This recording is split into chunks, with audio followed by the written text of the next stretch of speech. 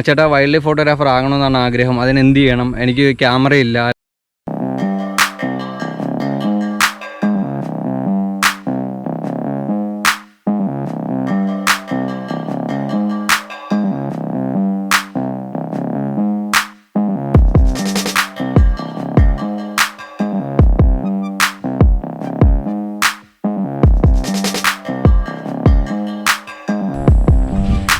നമസ്കാരം, എല്ലാവർക്കും ഒരു പുതിയ വീഡിയോയിലേക്ക് സ്വാഗതം. നമ്മൾ വീഡിയോ ചെയ്യുന്ന, അതായത് ചാനൽ തുടങ്ങിയ സമയം തൊട്ട് തന്നെ ഒരുപാട് തരത്തിലുള്ള മെസ്സേജസ് നമുക്ക് വരാറുണ്ട്, ഒരുപാട് കമൻറ്റ് വരാറുണ്ട്. അതിൽ ഒരു പ്രത്യേക തരത്തിലുള്ള കുറച്ച് കമൻറ്റ് വന്നതെന്ന് വെച്ച് കഴിഞ്ഞാൽ, സ്കൂളിൽ പഠിക്കുന്ന അല്ലെങ്കിൽ ഒരു +2 അല്ലെങ്കിൽ 10ാം ക്ലാസ് ആ ഒരു റേഞ്ചിൽ പഠിക്കുന്ന കുറേ കുട്ടികൾ നമുക്ക് മെസ്സേജ് അയക്കാറുണ്ട്. ചേട്ടാ വൈൽഡ് ലൈഫ് ഫോട്ടോഗ്രാഫർ ആകണമെന്നാണ് ആഗ്രഹം, അതിന് എന്ത് ചെയ്യണം, എനിക്ക് ക്യാമറയില്ല, അല്ലെങ്കിൽ അങ്ങനെയുള്ള കാര്യങ്ങളൊക്കെ പറഞ്ഞുകൊണ്ട് പല പല മെസ്സേജസ് അയക്കാറുണ്ട്. പക്ഷേ അവരോടൊക്കെ ഞാൻ പറയുന്ന ഒരു മറുപടി എന്ന് പറയുന്നത് ഇതാണ്: മോനെ, നിങ്ങളിപ്പോൾ പഠിച്ചുകൊണ്ടിരിക്കുകയല്ലേ, നിങ്ങൾ പഠിച്ച് നല്ലൊരു ജോലിയൊക്കെ മേടിച്ചതിന് ശേഷം നമുക്ക് വൈൽഡ് ലൈഫ് ഫോട്ടോഗ്രാഫി ചെയ്യാം. കാര്യം അങ്ങനെ പറയാനുള്ളൊരു കാരണം എന്ന് വെച്ച് കഴിഞ്ഞാൽ, അത്രയും എക്സ്പെൻസൊക്കെ നമുക്ക് ഇതിലാകുന്നുണ്ട്. സാധാരണ ഒരു ജോലി ചെയ്യുന്ന ആൾക്കാർക്കൊന്നും എനിക്ക് തോന്നുന്നില്ല അത് കൊണ്ടുനടക്കാൻ പറ്റുമെന്ന്. അതേപോലുള്ള എക്സ്പെൻസും കാര്യങ്ങളും നമുക്ക് യാത്രയ്ക്ക് വേണ്ടിയും അതേപോലെ തന്നെ എക്യുപ്മെൻറ്റിന് വേണ്ടിയുള്ള കാര്യങ്ങളൊക്കെ വരുന്നുണ്ട്. അതൊക്കെ കൊണ്ടാണ് ഞാൻ അവരോട് എപ്പോഴും ഇങ്ങനെ പറയുന്നത്. പക്ഷേ അവരുടെ ആ ഒരു ചോദ്യം എപ്പോഴും എൻ്റെ മനസ്സിൽ ഇങ്ങനെ കിടക്കുന്നുണ്ട്. അവർക്ക് വേണ്ടി എന്തെങ്കിലും ചെയ്യണമെന്ന് കുറേ നാളായിട്ട് ആഗ്രഹിക്കുന്നു. അപ്പോൾ നമുക്ക് അവർക്ക് വേണ്ടി എന്തെങ്കിലും ചെയ്യണ്ടേ? ഇന്നത്തെ വീഡിയോ അവർക്ക് വേണ്ടിയുള്ളതാണ്. നമുക്ക് വീഡിയോയിലേക്ക് കിടക്കാം. It's me Safeer Abees. Welcome to my jungle capture.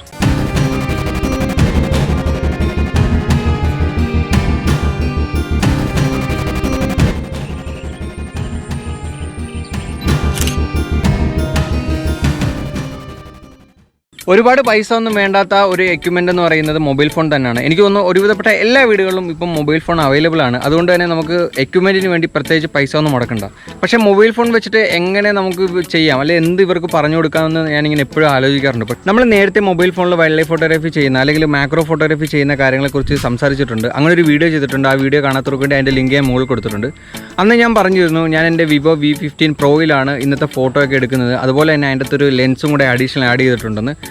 അന്നേരം ഞാൻ നിങ്ങളോട് പറഞ്ഞ വേറൊരു കാര്യമുണ്ട്. അതായത് മൾട്ടിപ്പിൾ ക്യാമറകൾ, മാക്രോ ഉൾപ്പെടെയുള്ള ലെൻസ് അവൈലബിൾ ആയിട്ടുള്ള മൾട്ടിപ്പിൾ ക്യാമറകളുള്ള ഫോണുകൾ ഇപ്പോൾ അവൈലബിൾ ആണ്. അങ്ങനെ നമുക്ക് അതിലും മാക്രോ എടുക്കാമെന്ന് പറഞ്ഞിരുന്നു. ഓൾറെഡി നമ്മൾ ലെൻസ് വെച്ചൊരു വീഡിയോ ചെയ്തു. പിന്നെ നമ്മൾ ചെയ്യാനുള്ളതെന്ന് വെച്ച് കഴിഞ്ഞാൽ ഇതുപോലുള്ള ഫോൺ വെച്ചിട്ട് വീഡിയോ ചെയ്യാൻ എന്നുള്ളതായിരുന്നു. അതുകൊണ്ട് തന്നെ പക്ഷേ എൻ്റെ ഫോൺ അങ്ങനെയില്ല. ഈയിടയ്ക്ക് എൻ്റെ വൈഫിൻ്റെ ഫോൺ കംപ്ലയിൻ്റ് ആയി. അപ്പോൾ ഞാൻ സാധാരണ ചെയ്യുന്നത് വെച്ച് കഴിഞ്ഞാൽ, അങ്ങനെയൊക്കെ വരുമ്പോഴത്തേക്കും എൻ്റെ കയ്യിലിരിക്കുന്ന ഫോൺ അവൾക്ക് കൊടുത്തിട്ട് ഞാൻ കുറച്ചുകൂടെ നല്ലൊരു ഫോൺ എടുക്കുകയാണ് ചെയ്യുന്നത്. പക്ഷേ ഇപ്രാവശ്യം അങ്ങനെ നടന്നില്ല, അവൾ സമ്മതിച്ചില്ല. അതുകൊണ്ട് തന്നെ ഞാൻ അവൾക്ക് ഒരു കുറഞ്ഞ ഫോൺ എടുത്തു കൊടുത്തു. സാധാരണ റിവ്യൂ ഒക്കെ നോക്കിയിട്ടാണ് എടുക്കുന്നത്. പക്ഷേ ഇപ്രാവശ്യം എടുത്തതിൻ്റെ അകത്തും ക്യാമറയുണ്ട്, അതായത് മാക്രോ ക്യാമറയും എല്ലാം ഉള്ള മാക്രോ ലെൻസൊക്കെ ഉള്ളൊരു ഫോൺ തന്നെയാണ് എടുത്തത്. പക്ഷേ നമുക്ക് കിട്ടിയ ഏറ്റവും വലിയൊരു പണിയെന്ന് പറഞ്ഞാൽ, അതിലെ മാക്രോ ക്യാമറയിൽ വീഡിയോ എടുക്കാൻ പറ്റത്തില്ല. ഒന്നോർത്ത് അത് നന്നായെന്ന് തോന്നുന്നു. കാര്യം എന്ന് വെച്ച് കഴിഞ്ഞാൽ, ഞാൻ അങ്ങനെ ആയിരുന്നെങ്കിൽ, അത് കിട്ടിയിരുന്നെങ്കിൽ ആ ഒരു മാക്രോ ലെൻസ് അല്ല ആ മാക്രോ ക്യാമറ വെച്ചിട്ട് ഈ വീഡിയോ ചെയ്യത്തുള്ളായിരുന്നു. പക്ഷേ അപ്പോഴും നമ്മുടെ മുമ്പിലുള്ള ടാസ്ക് എന്ന് പറയുന്നത്, ഇതേപോലത്തെ ഫെസിലിറ്റി ഇല്ലാത്ത പല ഫോണുകളും എല്ലാവരുടെയും കയ്യിലിരിപ്പുണ്ട്. ആ ഫോൺ വെച്ചിട്ട് നമുക്ക് ആ ഒരു മാക്രോ വീഡിയോ സാധാരണ ഫോണിലെ സാധാ ക്യാമറയിൽ എടുക്കാൻ പറ്റിക്കഴിഞ്ഞാൽ അതല്ലേ നല്ലത്. അപ്പോൾ ഇന്നത്തെ വീഡിയോ എന്ന് പറയുന്നത്, നമ്മൾ അങ്ങനെ എടുക്കുന്ന കുറച്ച് മാക്രോ വീഡിയോസ് വെച്ചുകൊണ്ടുള്ള ഒരു B-roll വീഡിയോ ആണ്. B-roll വീഡിയോ കാണുന്നതിന് മുമ്പ് അതിനെ കുറച്ച് കാര്യങ്ങൾ അറിഞ്ഞിരിക്കണം. ആ കാര്യങ്ങൾ എന്തായാലും നിങ്ങൾ വീഡിയോ ഒക്കെ കണ്ടിട്ടോ. ആ വീഡിയോ കണ്ടു കഴിയുമ്പോഴത്തേക്കും ഞാൻ അതിനുള്ള കുറച്ച് ടിപ്സും കാര്യങ്ങളെല്ലാം നിങ്ങൾക്ക് പറഞ്ഞുതരാം. അപ്പോൾ നിങ്ങൾ ആ വീഡിയോ ഒന്ന് കണ്ടിട്ടോ.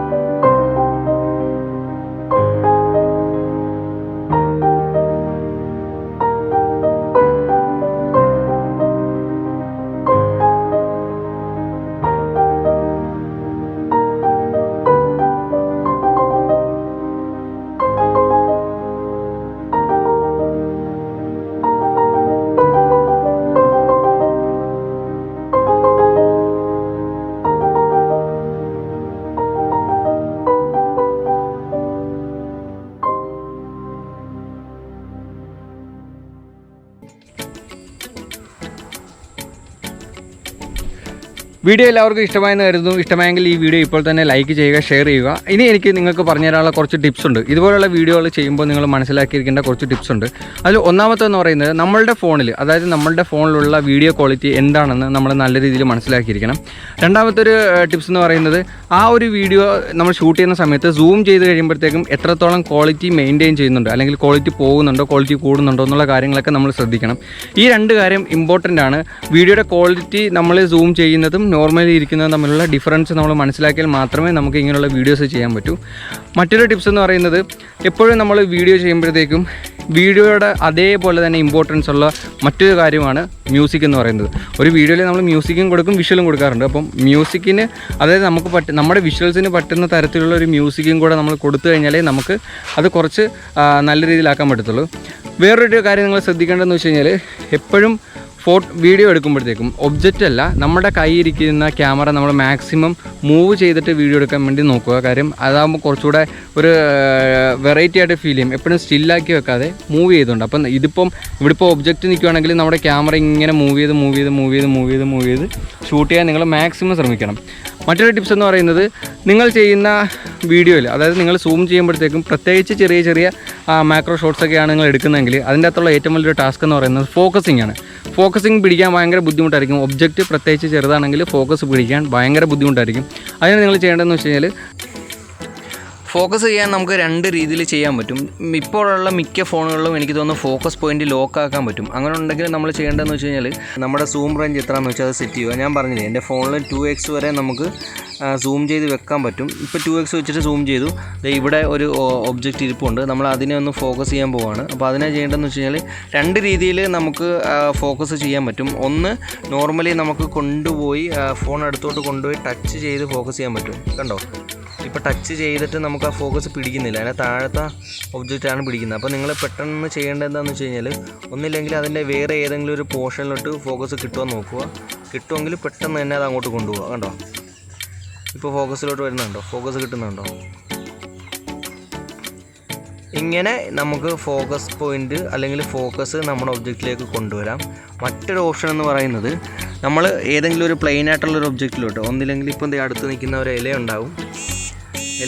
ആ ഇല ഫോക്കസ് ചെയ്ത് പിടിച്ചുകൊണ്ട് നമ്മൾ നേരെ ഈ ഫോക്കസ് പോയിൻ്റ് ഇവിടെ നിർത്തിക്കൊണ്ട് തന്നെ അവിടുന്ന് നമ്മൾ പെട്ടെന്ന് തന്നെ നമ്മുടെ ഒബ്ജക്റ്റിലോട്ട് കൊണ്ടുവരണം. കണ്ടോ,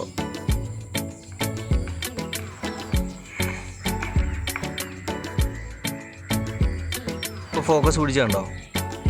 നമ്മൾ ഇലയിൽ കൊണ്ടുപോയി ഫോക്കസ് പിടിച്ചിട്ട് നേരെ നമ്മുടെ ഒബ്ജക്റ്റിലോട്ട് കൊണ്ടുവന്നു. ഇങ്ങനെ നമുക്ക് ചെയ്യാം. മറ്റൊരു ടിപ്പെന്ന് പറയുന്നത്, നമ്മളിപ്പോൾ ഇലയൊക്കെ ഉള്ള സ്ഥലമായതുകൊണ്ടാണ് ഇലയിൽ നിന്ന് ഫോക്കസ് പിടിച്ചിട്ട് നേരെ അങ്ങോട്ട് കൊണ്ടുവന്നത്. ഇല ഇല്ലാത്ത സന്ദർഭങ്ങളിലാണ് നമ്മൾ ചെയ്യേണ്ടതെന്ന് വെച്ച് കഴിഞ്ഞാൽ, നമ്മുടെ കയ്യിൽ ഫോക്കസ് പിടിക്കുക. ഫോക്കസ് പിടിച്ചതിന് ശേഷം നമ്മുടെ ഒബ്ജക്റ്റിലോട്ട് പെട്ടെന്ന് കൊണ്ടുവരിക. അപ്പോൾ നമുക്ക് ആ ഫോക്കസ് കിട്ടും. കണ്ടോ, ഇങ്ങനെയും ചെയ്യാം.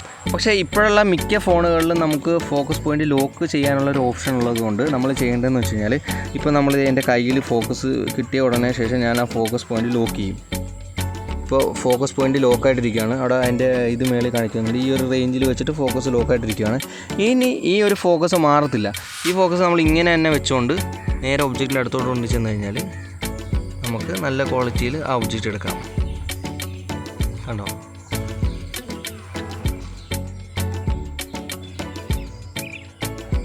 കുറച്ചുകൂടെ അടുത്ത് വെച്ചിട്ടാണ് ഞാൻ കയ്യിൽ നിന്ന് ഫോക്കസ് പിടിക്കുന്നതെങ്കിൽ എനിക്ക് കുറച്ചുകൂടെ അടുത്ത് പിന്നെയും കിട്ടും.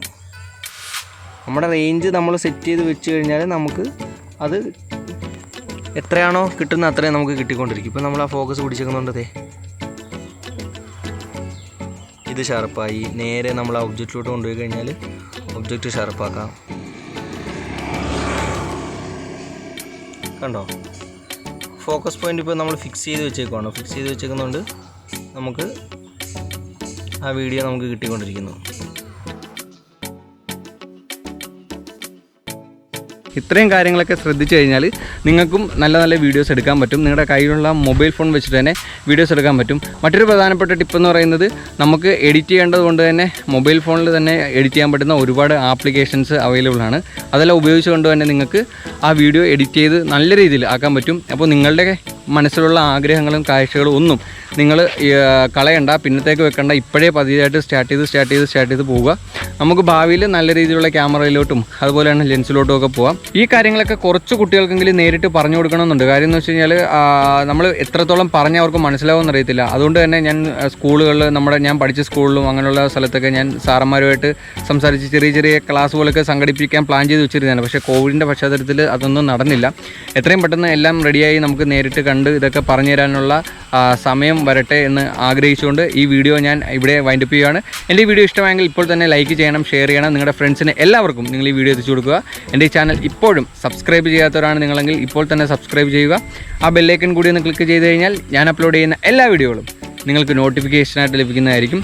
പുതിയൊരു വീഡിയോയുമായി എത്രയും പെട്ടെന്ന് തന്നെ ഞാൻ നിങ്ങളുടെ മുമ്പിലേക്ക് എത്തുന്നതായിരിക്കും. It's me Safeer Abees signing off jungle capture.